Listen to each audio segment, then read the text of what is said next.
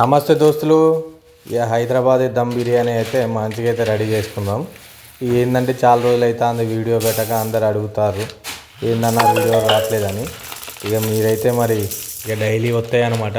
మీరైతే ఇక మనకి సబ్స్క్రైబర్లు అయితే వచ్చిర్రులే కానీ ఇక ఇక వాచ్ టైం అయితే రావట్లేదు అనమాట. మీరు కొంచెం ఇది ఫుల్ మొత్తం చూడుర్రి.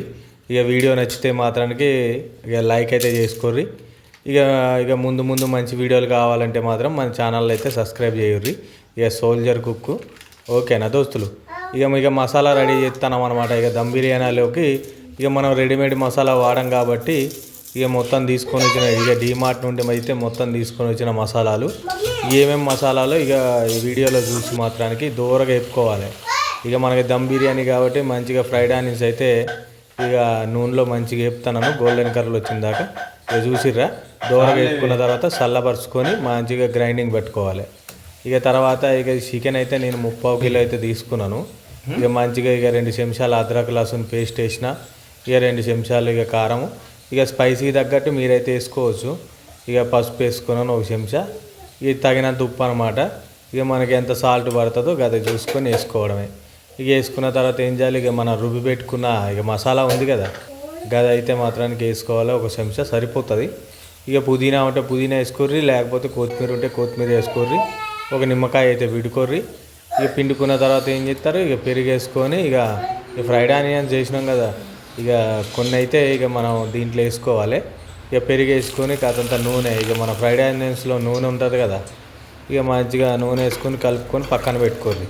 ఈ పక్కన పెట్టుకుంటే ఏంటంటే మంచిగా మసాలాలోకి మంచిగా చికెన్లోకి అదంతా మంచిగా పట్టుకొని ఇక బాగా తయారవుతుంది అనమాట. ఇక జీడిపప్పు ఇవి ఉంటే వేసుకోర్రి, లేకపోతే లేదు. ఇక మన ఇంట్లో ఉన్నాయి కాబట్టి వేసుకున్నాను. ఓకేనా దోస్తులు. ఇక మనం రైస్ అయితే రెడీ చేసుకున్నాం.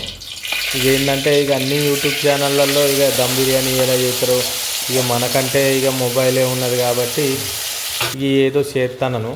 ఇక కాకపోతే ఇక మంచి మంచి వీడియోలు వచ్చినాయి కదా. నేనైతే ఏంటంటే చూసి దాంట్లో చూసి మనం చేయడమే. మనకి కరెక్ట్గా కుదిరిద్దా లేదని సూపర్ అంటే సూపర్గా వచ్చింది. ఇక నేను పైన కాస్త కస్తూరి మేతి వేసినాను అనమాట. ఇక 50% ఉడికిన తర్వాత బియ్యం అయితే ఇక మంచిగా అయితే వేసుకున్నాను. ఇక చూసిర్రా ఇక మంచిగా ఆ కడాయి అయితే మనకి 800 స్టీల్ది అయితే కొన్నాను అనమాట బిర్యానీకి.